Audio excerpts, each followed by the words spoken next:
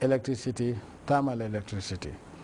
The rest, we are working on renewable energy, affordable energy, and that is where we're working on solar energy.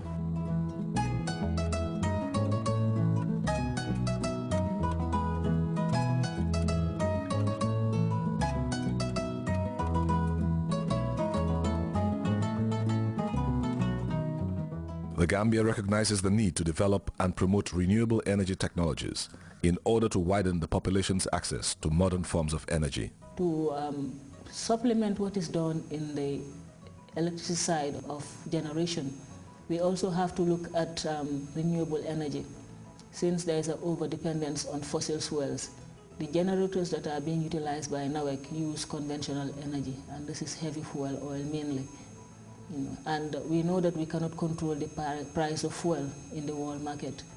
We have seen the world market prices hit, $100 a barrel limit last year. Therefore, government has to look at ways and means of providing a more sustainable and reliable supply of energy. This has been made possible through strengthening institutions and human capacity development for enhanced energy research and development. The outcome is the popularized use of renewable and domestic energy technologies and fuel. The private sector is a key player, particularly when it comes to product variety and competitive pricing.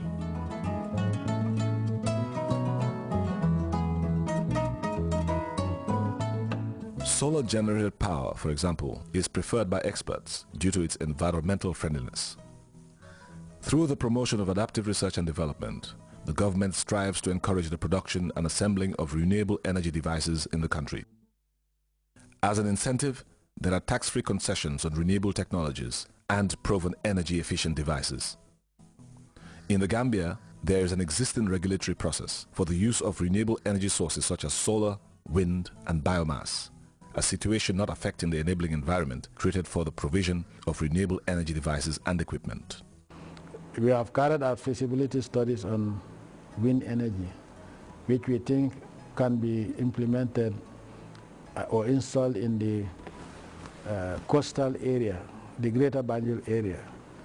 So eventually we will be able to make it available to at least 98% of the population.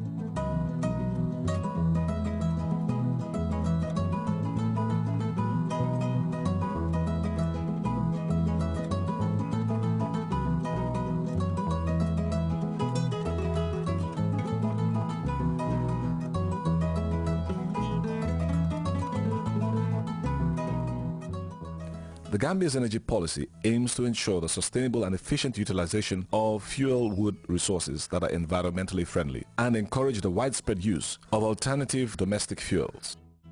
Experts are of the firm belief that this component of domestic energy is only sustainable through effective forest management for the sustainable exploitation of fuel wood stocks. Gambian authorities have put in place a working mechanism to monitor the product flow of fuel wood and its consumption, while ensuring the introduction of alternative technologies to curb and minimize forest cover depletion. A proactive regulatory framework is in place for the use of traditional energy sources. National institutions undertaking this function choose a participatory approach involving the private sector and people at the grassroots.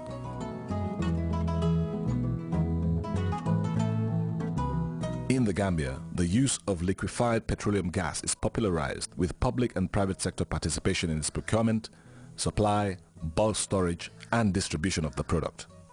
The strategic objective of the government has succeeded in maintaining a reduced unit cost for gas and reducing the dependency on fuel wood, especially in the urban areas. The availability of incentives has attracted interests in the development of bulk storage and terminal facilities for liquefied petroleum gas. Public health, safety, and the environment in the use of gas remain a top agenda for the authorities, who have formulated standards for handling, transportation, storage, distribution, and retailing of gas.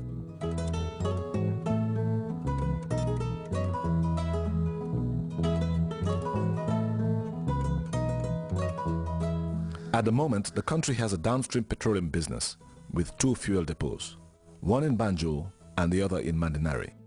The importance of the gas being here is now the Gambia relies on no one but itself. They're self-sufficient.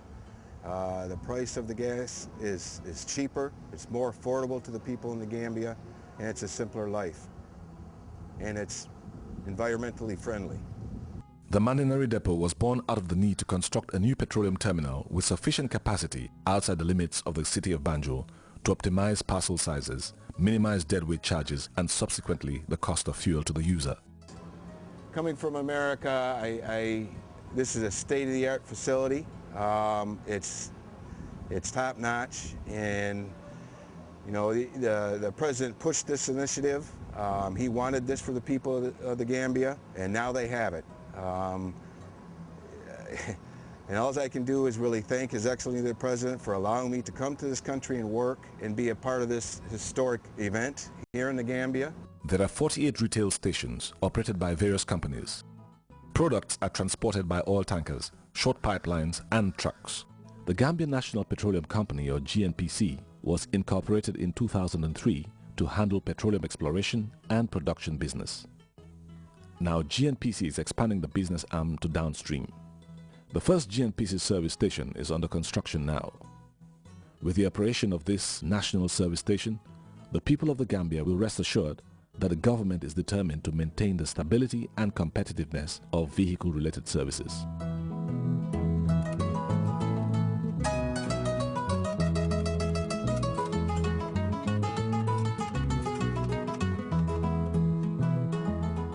The petroleum sector is tasked to ensure the availability of adequate supplies of petroleum products throughout the country at economic costs.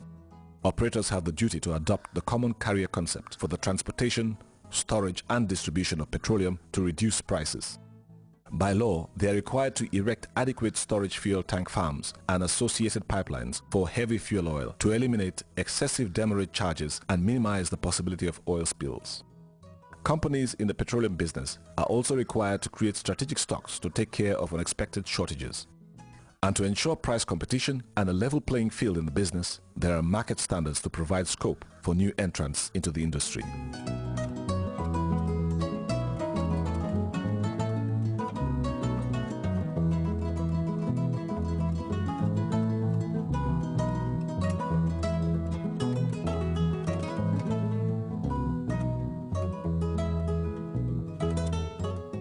National policy on petroleum is centered around maintaining fair competition, curbing collusive tendencies, establishing a quality assurance, inspection and testing systems.